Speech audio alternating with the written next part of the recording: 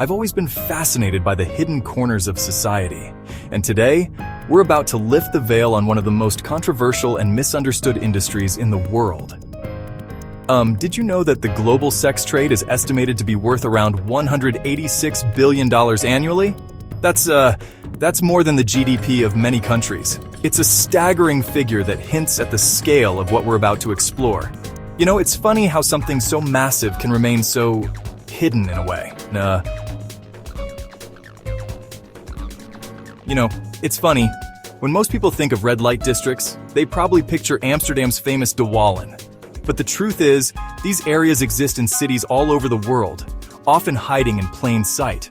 They're like, secret societies within our urban landscapes, with their own rules, hierarchies, and economies. It's a bit like, well, a parallel world, I suppose. I suppose what's most striking is how these districts manage to be both visible and invisible at the same time.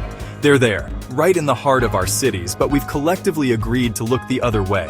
It's a sort of social sleight of hand that allows them to operate in this strange limbo between acceptance and denial. And that's what makes them so fascinating to explore, really. Now you might be wondering, how did we get here? Well, the history of brothels and red light districts is, it's as old as civilization itself. Ancient Mesopotamia, Greece, Rome, they all had their own versions of these spaces. It's a bit mind-boggling to think that this profession has been around for thousands of years, isn't it? I mean, it's older than most religions, older than most forms of government. It's been a constant through human history. But, the modern red light district as we know it today, that's a more recent development. It sort of evolved alongside urbanization and industrialization. You see, as cities grew and changed, so did the way society organized and, well, commodified sex work. It's like these districts became a way to contain and control something that society saw as necessary, but, morally problematic. Now, when we look at red light districts today, it's a bit of a mixed bag. In some places, like parts of Nevada in the US or certain areas in Germany, sex work is legal and regulated.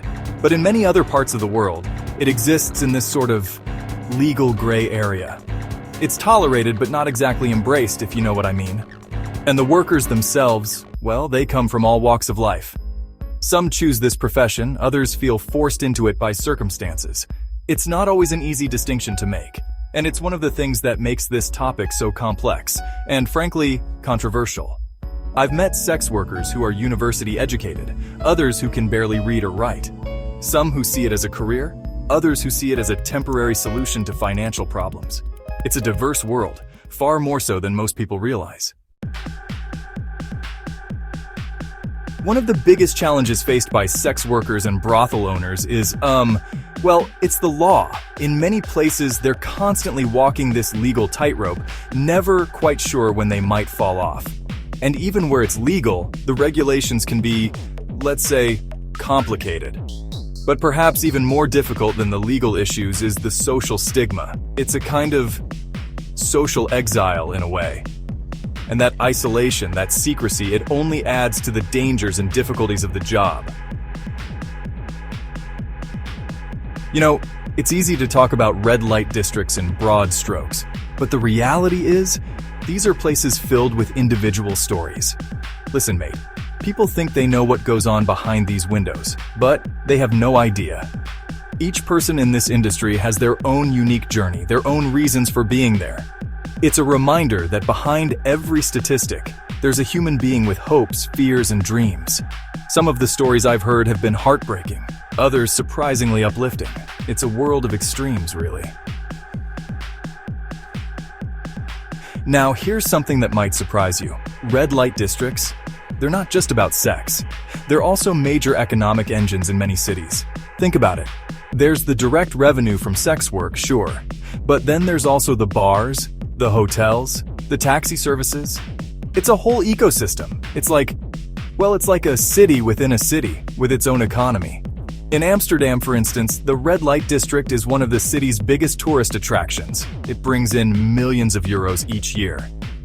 And that economic impact, it complicates things, doesn't it? Because now we're not just talking about morality or personal choice, we're talking about livelihoods, about entire communities that depend on this industry.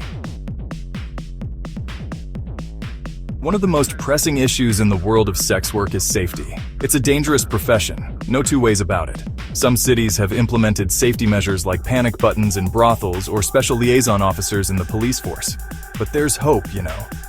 There are advocacy groups fighting for sex workers' rights, pushing for better protection under the law.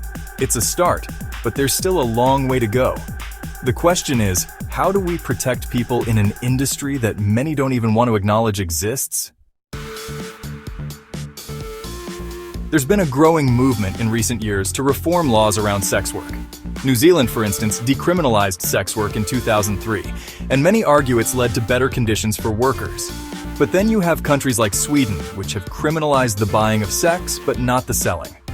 The debate is ongoing, and it's fascinating to see how different cultures approach this issue.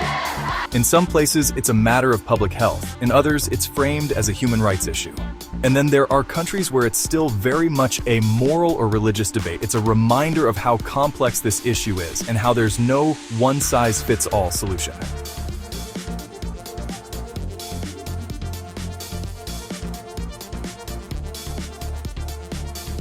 At the end of the day, the debate around red light districts often comes down to a clash between morality and reality.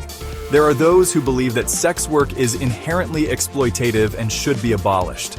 Others argue that it's a reality of human society and that the focus should be on making it as safe and ethical as possible. It's a debate that gets to the heart of how we view sex, money, and personal freedom. And you know, after all the time I've spent exploring this world, I still don't have a clear answer. It's a bit like trying to solve a puzzle where the pieces keep changing shape. As we've seen, the world of red light districts is far more complex than most of us realize. It's a world that challenges our preconceptions and forces us to confront some uncomfortable truths about our society. I don't have all the answers, but I hope this journey has given you a more nuanced understanding of this often misunderstood aspect of urban life.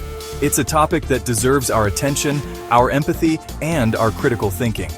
Thanks for watching, and do let me know your thoughts in the comments below. After all, this conversation is far from over.